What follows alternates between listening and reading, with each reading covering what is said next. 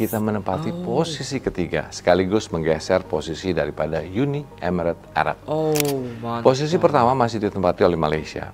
Keberhasilan Malaysia dalam memimpin Global Islamic Economy Hub di dunia merupakan hasil dari kombinasi berbagai faktor.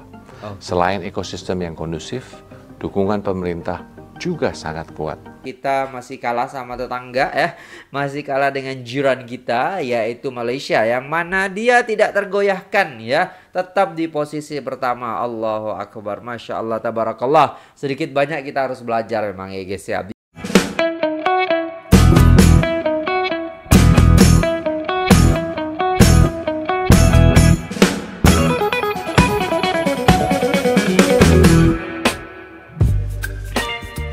Assalamualaikum warahmatullahi wabarakatuh. Jumpa lagi dengan saya guys, Cak Mujib. Gimana kabar teman-teman semua? Semoga sehat selalu dalam lindungan Allah Subhanahu wa taala, dijauhkan dari segala mara bahaya, malapetaka, bencana dan balak serta berbagai macam penyakit. Amin amin ya rabbal alamin.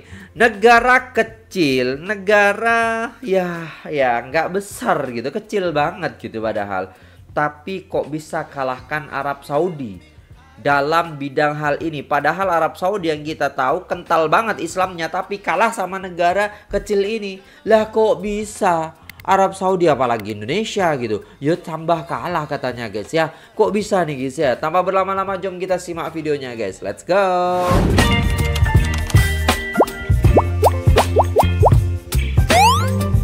Selamat datang di channel Ria Oktorina. Kali ini kita akan membahas prestasi yang membanggakan dari Indonesia dalam Global Islamic Economy Indicator atau GIEI. Sebuah capaian yang menandai langkah maju Indonesia dalam industri ekonomi Islam global, di mana posisi kita berhasil naik satu peringkat dari sebelumnya. Jika sebelumnya kita berada di peringkat keempat, sekarang kita telah berada di posisi ketiga, menggeser Uni Emirat Arab. Ini tentu adalah perkembangan yang layak untuk kita apresiasi bersama, dan yang lebih penting untuk menjadi inspirasi menuju visi yang lebih besar. Indonesia naik satu tingkat dalam Global Islamic Economy Indicator ataupun GIEI. Tahun 2022 kita di posisi keempat. Tahun 2023 kita menempati posisi ketiga, sekaligus menggeser posisi daripada Uni Emirat Arab. Posisi pertama masih ditempati oleh Malaysia. Mereka unggul dalam bidang keuangan syariah, halal food, dan wisata ramah Muslim. Keberhasilan Malaysia dalam memimpin Global Islamic Economy Hub di dunia merupakan hasil dari kombinasi berbagai faktor. Selain ekosistem yang kondusif, dukungan pemerintah juga sangat kuat.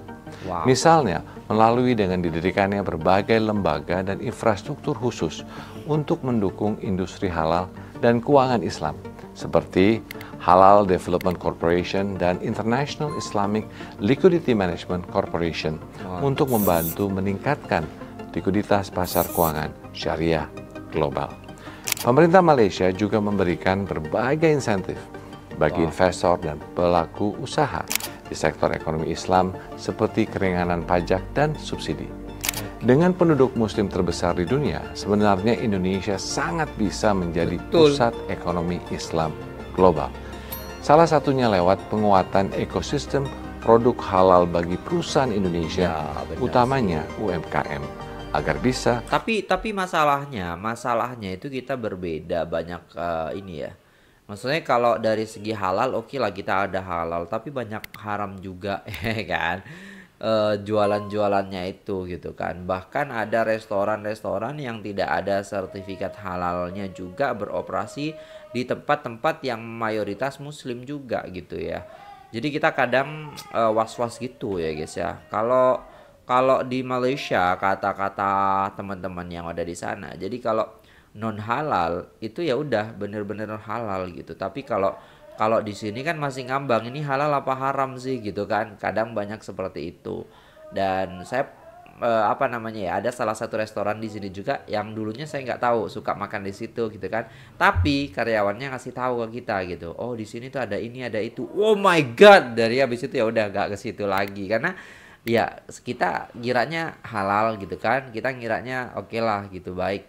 Tapi ternyata ketika kita tahu dari karyawannya itu sendiri, ya akhirnya ya kita tahu bahwasannya itu haram gitu. Masuk pasar global. Topik SGII ini adalah topik yang hangat dibahas di debat cawapres tadi. Dan saya sebagai Ketua Masyarakat Ekonomi Syariah punya beberapa pemikiran untuk dibagi. Apresiasi untuk Mas Gibran yang sudah menendak isu SGII. Ini bukan topik sembarangan. Ekonomi dan keuangan syariah itu krusial, terutama bagi kita di Indonesia. Saya mengapresiasi para pemimpin, utamanya pemimpin muda yang punya komitmen pada ekonomi syariah. Betul. Mungkin banyak yang belum tahu, tapi kita berada di posisi keempat dalam sektor ekonomi syariah di bawah Malaysia, Arab Saudi, dan United Arab Emirates. Tapi Indonesia memiliki potensi yang sangat besar menjadi nomor 1 di SGII. Karena secara statistik, Indonesia merupakan negara dengan populasi muslim terbanyak di dunia. Harapannya, semoga calon pemimpin kita bisa benar-benar memahami SGII dan seberapa penting sektor ini untuk Indonesia. Karena ini dapat menjadi satu topangan baru untuk kemajuan ekonomi yang adil, cepat, dan stabil. Dan semoga kita bisa mencontoh komitmen dan semangat Mas Gibran demi kesuksesan ekonomi syariah Indonesia. Madam itu kan udah utang panting nih 30 tahun di syariah. Iya. Udah ke Inggris 6 tahun, di Malaysia tinggal 10 tahun. Ada masalah apa sih gitu kan? Allah memberikan passion saya dan suami itu dengan perencanaan keuangan keluarga. Oh, ini dia yang kurang di Indonesia. Ternyata kita ngomongin jadi konsultan ya, yang kayak tadi. Oke, sekarang produk dan jasa keuangan syariah adalah ini nih. Tapi hatinya kita nggak ngajar. Supaya dia jadi seorang muslim yang baik, betul-betul taat dan juga mempraktikkan ekonomi syariah di keluarganya, kita enggak. Enggak, Pak. Kan kita nyuruh dia jadi pinter jualan, yang pinter jadi marketingnya bank syariah, jadi pemimpin di bank syariah. Tapi kita nggak sentuh urat nadi dia yang sampai ke rumah. Kata Madam, ini gagal nih.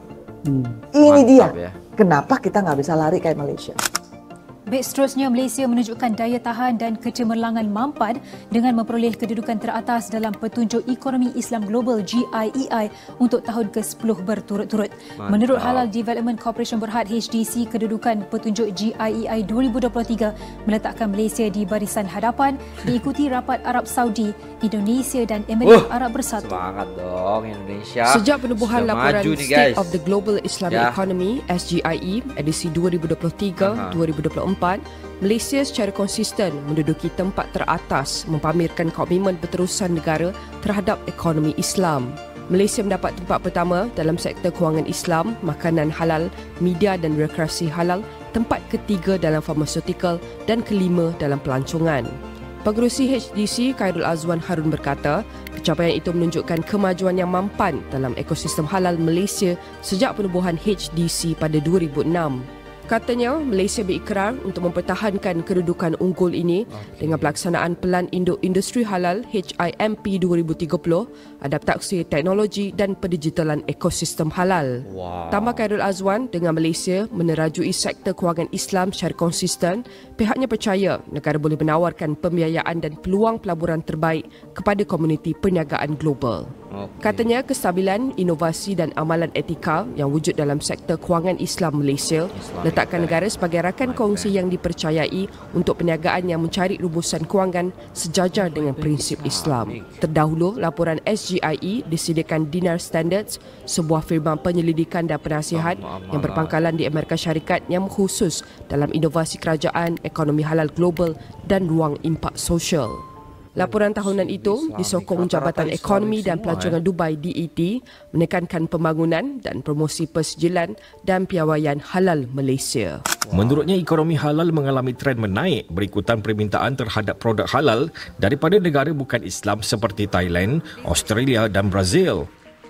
Fadilah percaya Malaysia berdaya diangkat sebagai hub ekonomi halal berdaya maju, memandangkan industri itu berpotensi tinggi dengan nilai ekonomi global mencecah 23.26 trilion ringgit menjelang 2030. Sehubungan itu, kata beliau, Malaysia perlu memperkasakan lagi aspek utama dalam pembangunan infrastruktur, penyelidikan dan pembangunan, pendidikan, latihan, integrasi teknologi serta kerjasama global. Malaysia, yang masih kokoh di posisi pertama, telah menjadi pusat ekonomi Islam dunia dengan kekuatannya di sektor keuangan syariah, makanan halal, dan wisata yang ramah Muslim. Mereka unggul bukan hanya karena ekosistem yang kondusif, tetapi juga karena dukungan pemerintah yang sangat kuat. Sebagai contoh, pemerintah Malaysia telah mendirikan berbagai lembaga dan infrastruktur khusus yang bertujuan untuk mendukung industri halal dan keuangan Islam. Salah satunya adalah Halal Development Corporation, yang menjadi wadah khusus untuk mengembangkan produk halal secara lebih terstruktur dan profesional. Selain itu, ada juga International Islamic Liquidity Management Corporation yang bertujuan untuk meningkatkan likuiditas dalam pasar keuangan syariah global. Dukungan pemerintah Malaysia tidak berhenti di situ. Untuk mendorong lebih banyak investor dan pelaku usaha di sektor ekonomi Islam, mereka juga memberikan berbagai insentif yang sangat menggiurkan. Misalnya, ada keringanan pajak dan subsidi yang memudahkan para pelaku usaha untuk tumbuh dan berkembang dalam lingkungan yang mendukung. Dengan adanya insentif ini, sektor-sektor ekonomi Islam di Malaysia bisa bergerak lebih cepat dan menarik minat yang lebih besar dari investor internasional. Jika kita melihat kondisi ini dari kacamata Indonesia, sebenarnya kita memiliki potensi yang sangat besar untuk bisa meraih posisi yang sama atau bahkan lebih baik. Dengan populasi Muslim terbesar di dunia, Indonesia memiliki pangsa pasar yang kuat dan dapat menjadi pusat ekonomi Islam global. Salah satu langkah konkret yang bisa kita ambil adalah dengan memperkuat ekosistem produk halal di dalam negeri. Terutama, dengan memfasilitasi perusahaan-perusahaan Indonesia, khususnya para pelaku usaha mikro, kecil, dan menengah atau UMKM, agar dapat masuk ke pasar global. Dengan demikian, produk-produk Indonesia tidak hanya dapat bersaing di dalam negeri, tetapi juga di kancah internasional. Indonesia dan Malaysia lebih banyak ke ekspor gitu kan. Kan banyak produk-produk kita itu yang laku banyak juga ya. Istilahnya produk-produk kita itu kalau ke Arab, waktu dulu saya jualan di Arab, itu mereka juga sangat suka dengan produk-produk makanan Indonesia gitu loh. Jadi tidak ada salahnya kalau kita mensupport UMKM itu untuk membuat ya ataupun bekerja sama dengan pemerintah untuk mengekspor barang ataupun kualitas produk makanan itu sendiri kepada negara-negara luar seperti itu guys ya. Mantap ya guys. Telah mencatat perkembangan signifikan dalam ekonomi syariah dengan keduanya menjadi model global dalam sektor keuangan Islam. Saat ini Malaysia menempati posisi teratas dalam Global Islamic Economy Indicator berkat dukungan pemerintah yang konsisten, kebijakan ekonomi berkelanjutan, dan infrastruktur keuangan yang solid, seperti Halal Development Corporation dan International Islamic Liquidity Management Corporation. Pencapaian ini membuat Malaysia mampu mengintegrasikan keuangan syariah dengan ekosistem yang mendukung inovasi di berbagai sektor, termasuk pariwisata, makanan halal, dan keuangan. Indonesia, yang memiliki populasi Muslim terbesar di dunia, terus membangun potensi untuk menjadi pusat ekonomi syariah global. Fokusnya pada penguatan produk halal dan dukungan untuk usaha kecil dan menengah, UKM, menunjukkan komitmen untuk menembus pasar internasional. Misalnya, melalui penerapan sukuk hijau dan wakaf tunai, Indonesia telah mendukung pengembangan infrastruktur sambil mengintegrasikan prinsip-prinsip maqasid al-syariah, seperti keadilan dan kesejahteraan sosial, ke dalam kebijakan ekonomi nasional. Dalam pendekatan ekonomi syariah ini, kedua negara menunjukkan bahwa kerjasama antar bangsa dan dukungan pemerintah berperan besar dalam mendorong inovasi yang bermanfaat bagi ekonomi lokal dan global. Terlepas dari keberhasilan Malaysia, Indonesia dapat mengambil pelajaran untuk lebih mengoptimalkan pasar produk halal serta memperkuat dukungan keuangan bagi pengusaha lokal. Hal ini dapat menciptakan sinergi yang tidak hanya memperkuat perekonomian dalam negeri, tetapi juga menjadikan Indonesia sebagai pesaing global di sektor ekonomi syariah. Bagi kita semua, pencapaian ini adalah kesempatan untuk belajar dan memahami langkah-langkah yang bisa kita terapkan demi kemajuan bersama. Sebagai bangsa yang memiliki banyak kesamaan budaya dan nilai dengan negara-negara tetangga, penting bagi kita untuk menjadikan pencapaian mereka sebagai inspirasi, bukan perbandingan yang menimbulkan perpecahan.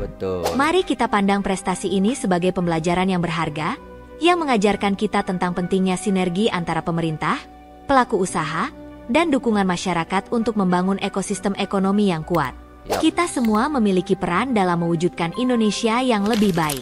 Di akhir pembahasan ini, mari kita renungkan kembali betapa besarnya potensi yang kita miliki dan bagaimana kita bisa memanfaatkannya secara optimal tanpa harus merasa bersaing dengan negara lain secara negatif. Prestasi negara lain bukan untuk kita kritik atau iri, melainkan untuk kita pelajari dan jadikan inspirasi agar Indonesia bisa semakin maju dalam ekonomi Islam. Demikian pembahasan kali ini.